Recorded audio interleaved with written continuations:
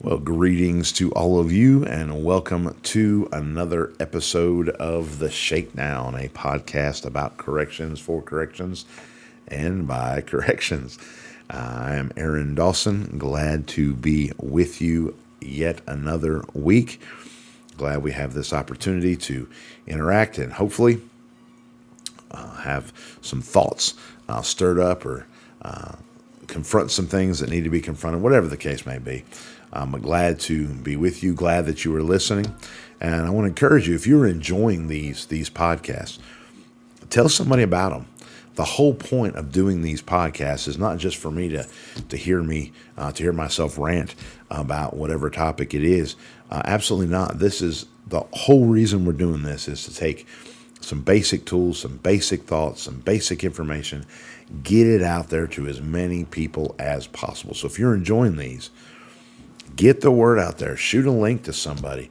Let them know, hey, if it's a specific episode or a specific topic, let them know, hey, man, I've been listening to the Shakedown. We've been talking about whatever the topic is. You need to check this out. Get the word out there, because if this is not being beneficial, we certainly don't want to be wasting our time when it comes to doing this. So get that word out there. But anyway, I want to pick up where we left off last week. We've been looking at, for the last 4 weeks, talking about from a supervisor's perspective, providing my officers what it is that they need. Because the task, the routine, that's the line officer's job. The line officer, if I'm a supervisor, the line officer is my job. And making sure they have what it is that they need to be able to do their job effectively. And they have the information, they have the knowledge, they have the training, et cetera, et cetera, et cetera. And so we were talking about the cultural environment last week. We were talking about the cultural environment. And we talked about the environment that we are maintaining, if you will, on our shift or within our agency. Is that environment, that cultural environment, is it conducive to growth? Do our officers have the freedom to grow, to learn, to make mistakes? And then we talked about, do they have the freedom to communicate? Do they feel like we are approachable to share with us any questions, any concerns, any frustrations, any ideas? Is the cultural environment one in which they have the freedom to communicate? So I want to wrap up talking about this cultural environment. And so the third thing that our environment, when we talk about environment, is the cultural environment. Is it conducive for our officers to be who they are? What do I mean by that? Well, each of our officers is a unique individual with a unique personality, with unique strengths, with unique experiences. And do we know who it is? First of all, do we know who it is that we have in our agency or on our shifts? Do we take note of their personality? Do we take note of their strengths? Do we take note of, in conversations or in the interview, those experiences? And do they have the opportunity to plug in where their unique personality, strengths, those unique attributes can play an effective role? For example, when we talk about personality especially, and without going into a whole full diatribe on personality, but at a basic level, there's some folks that they're extroverted. What gets them going and what they enjoy and what they love is that personal interaction. They love that interacting with people. That is what gets them, that's what keeps them crunk for the shift. And then you have those that they're more introverted, and in some cases extremely introverted. They're okay if they don't talk to people at all. They'd much rather deal with paperwork or data or computer work, records, et cetera, et cetera. Okay, at a basic level, the tasks that are in our facility, if I have 2 officers assigned to a housing unit, one of those officers is responsible for paperwork and making sure the inmates are logged in the computer where they're supposed to be, making sure that activity logs and so forth and so on are all being done properly. And then I have another task that involves an officer interacting with inmates for the majority of the shift. Which position am I going to put the extrovert in, And which position am I going to put the introvert in? If I put the extrovert responsible for all the computer work and the paperwork, and that's all they get to do, that's going to be a problem. And if I take the introvert and I say, nope, you're going to be on the floor, you're going to be interacting with these inmates, the whole shift, sooner or later, that's going to be a problem. Now, we understand sometimes that's going to happen. Your personality doesn't negate the fact that this task or this job needs to be done. And I'm not suggesting that we go that route. My point is, do we take note of those strengths and those personalities and those abilities and say, hey, based on the fact that this is who you are, this is what you know how to do, these are the experiences that you have, let's plug you in here. I had an officer that I worked with for, oh good grief, long time. And he had been a line officer for most of that. I want to say he was up pretty close to 14, 15 years. And he'd been a line officer, and he come to me as a warden. He came to me and he says, hey, look, I'm burnt out. I'm just tired of working in a pod, working in a housing unit. And is there another task that maybe I can do temporarily, just to get a break from what needs, get a break from this and think about it and focus on something different. Well, it just so happened that our policies and procedures, they needed to be updated. And so I asked him, I said, well, how do you feel about tackling this project? He said, yeah, I think so. And so, all right, here you go. We'll give it a month. We'll give it 2 months. We'll see how it's going. Come to find out, this individual, good writer, good at research, good at digging into and understanding what needed to be put in these policies and procedures, to the point that it became a full-time position. But if that opportunity wasn't there, A, I probably would have lost that officer. B, the policy and procedure probably would not have gotten updated. If it had, it would not have been done as well, because somebody would have been rushing through it just to get it knocked out. And so that was an opportunity we had to plug somebody in a way that met their skill sets and completed a task that we needed to get done. And so, do our officers, is this environment, this cultural environment, is it conducive for them to utilize those strengths and to be who it is that they are? And then the last thing is the environment. Is it an environment that is, I'll use the term, free from predators? And what do I mean by predators? Well, by nature, our agencies are prone to politics. No kidding, right?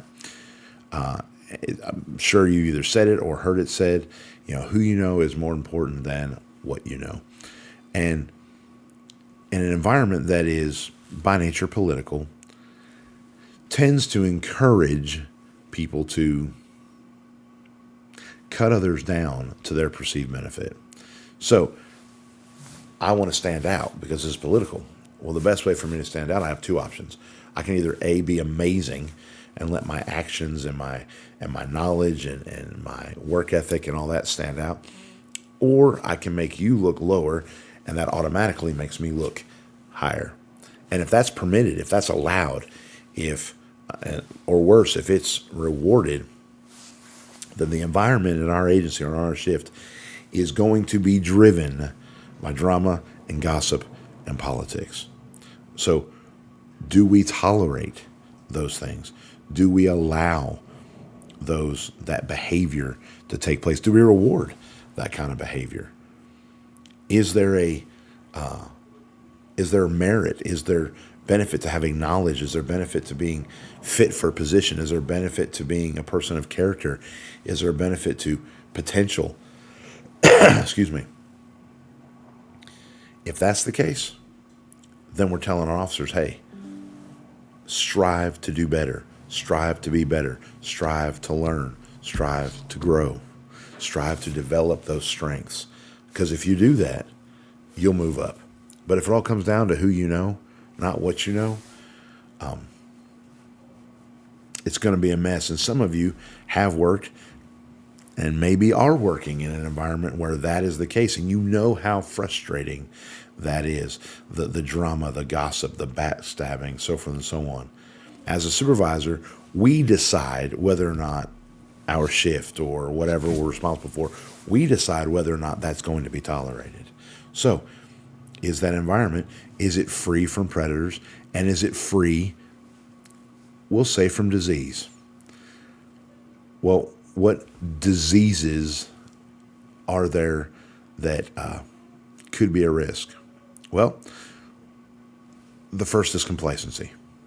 Now, it is a natural human reaction. Once a goal's been reached, it is a natural human reaction to relax. I mean, we set our goal, we made preparations, we work to accomplish that goal, and we accomplish the goal. Check the box.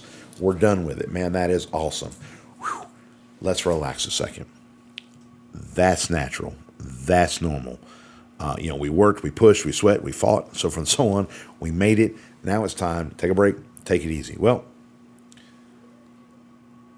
that needs to be short-lived. Because if not, that's going to become addicting. And that's going to turn into laziness. And laziness, if not unchecked, turns to complacency.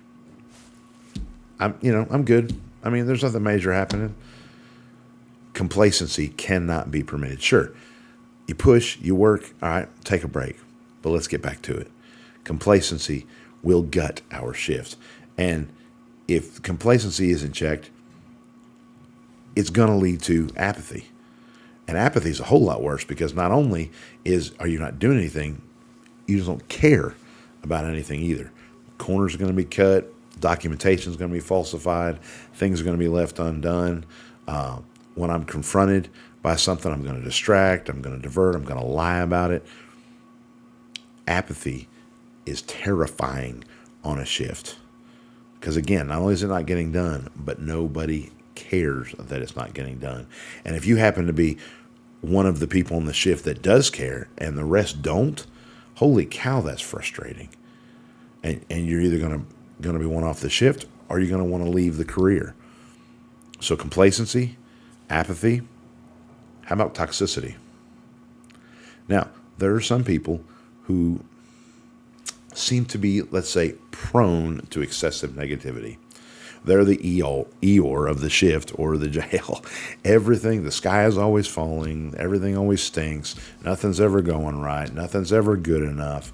I mean, it's just always, always, always negative. And not only that, we work in a jail, which means that we surround people with frustration, with failure, despair, and that can lead to someone becoming very cynical and at times toxic.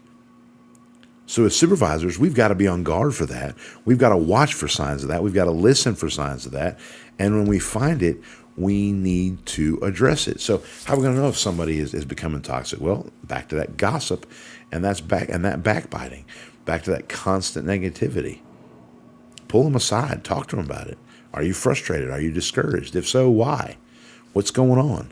What can we do to address the situations that are causing you to feel this? Is the fact you've been working this one post and I need to rotate you to another post? What is it that is causing this issue? And is there something that I can do to help you get through this time? And then the last disease that I want to mention is defeat. And guys, I've only seen this a few times. But there comes a time, at times, where you can only fight so long without feeling like you're winning or the chance to win is right there until defeat sets in. If I create an environment in which my officers never get to win, it's never good enough. Okay, yeah, you got that accomplished, but my goodness, did you see how you got there? That's ridiculous. You couldn't do better. That's the best you could do. If they never have the opportunity to win, or if I don't articulate for them how it is that they win. Guys, this is what it needs to look like. When it looks like that, man, rock on, high five, good job. But if they never have the opportunity to win, that means they're constantly feeling defeated. And when they feel defeated, when they feel like there is no chance that this is ever going to get any better, there's no chance they're ever going to be able to win,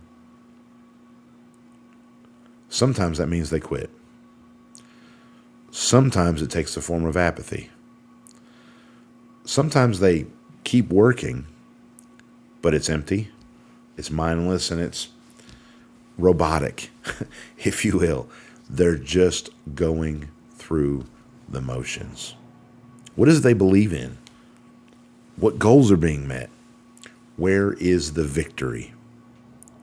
Help them find that victory. Well, guys, when I started into this, I wasn't sure exactly how many episodes it was going to take to get through it, but I appreciate you tuning in and checking out the podcast. As I said before, I hope that this is informative. I hope this is encouraging and at the very least thought-provoking.